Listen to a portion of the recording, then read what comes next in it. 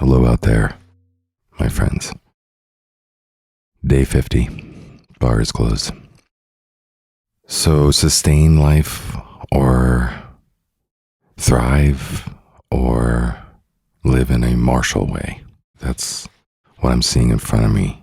I live in a small town in Wyoming now. I've grown up in a small town in Idaho. I've lived in Manhattan for 10 years. I've lived in Costa Rica for a while, and smaller countries and things, and just seeing different people in different atmospheres and environments and I've just been fascinated with people. So to watch people through my life and the different places that I've lived and kind of seeing what life looks like for everybody.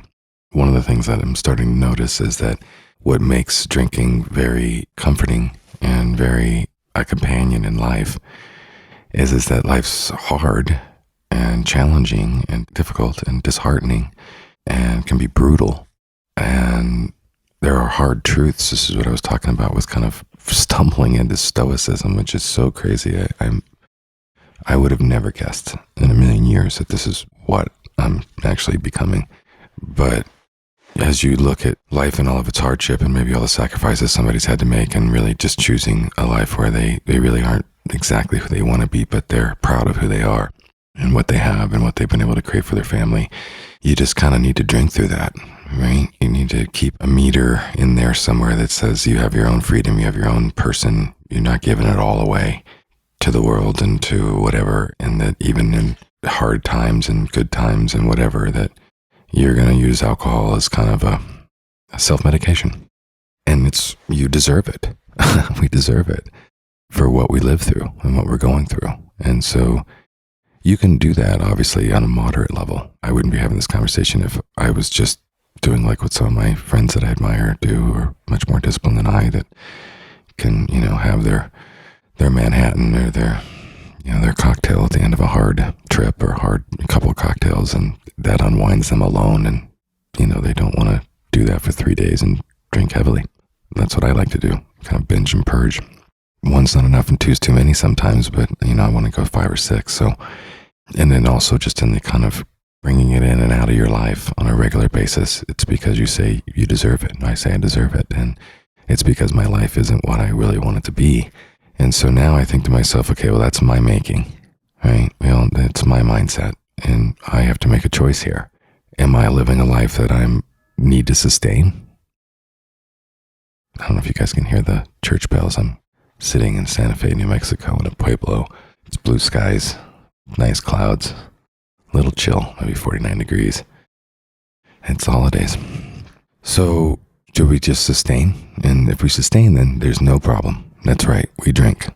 We drink to sustain. It's a hard winter. It's a cold winter. We drink. It's a hard-working summer and hot summer. We drink. We're going through tough times. We drink. We're going to celebrate. We drink. And it's what we do. But to me, that's such a life that we chose, that we're drinking that much because we're trying to sustain this life that is enough for us, but isn't good enough for us. And so what does good enough look like? Well, everybody's got problems. Everybody's can have way more money or less money or bigger houses or more toys. That's not the good enough, right? It's really what you want for yourself, or what I want for myself. I'm not trying to tell anybody else here what to do, nor am I in any position to do so. But so no, I don't want to sustain. Then it's okay, well, I don't want to be so egotistical that I'm trying to be really super ambitious and I want to just excel at, things. And I do podcasts because I love them. I want to do more of them. So I'm doing them to do more of them, to love them. So I want to wake up every day and love what I do and be able to make a living and live my life doing what I love every day and on my rhythm and in my tempo and with my passions and what I have to offer with what I've learned over the last 20 something years of my career. I'd like to apply that to things that I think will help flourish, help create more good or beauty or love out in the world. That's all. And I just want to do that all the time, every day. And it takes being able to have the time for myself to rest and learn and walk and hike and live and love and sleep and awake and stillness and all the things. And then once I have that, I'm hungry to create. And I want to create. I want to create with people. I want to create good things. And I do that now for a living. And I'm proud to do what I do for a living. Eventually, though, I'd like to not build other people's toolkits for their needs and means and ways, and do more my own ways on my own terms. But for now, I'm very grateful.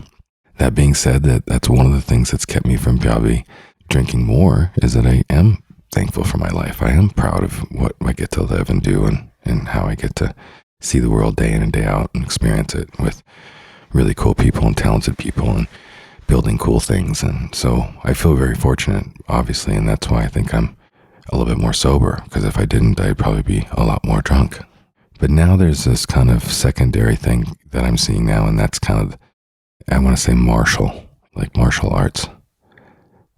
I think we owe it to ourselves in the short time that we're here, if we really want to live a full life, something that feels really satisfying, if not insatiating, that we owe it to show up for that every day.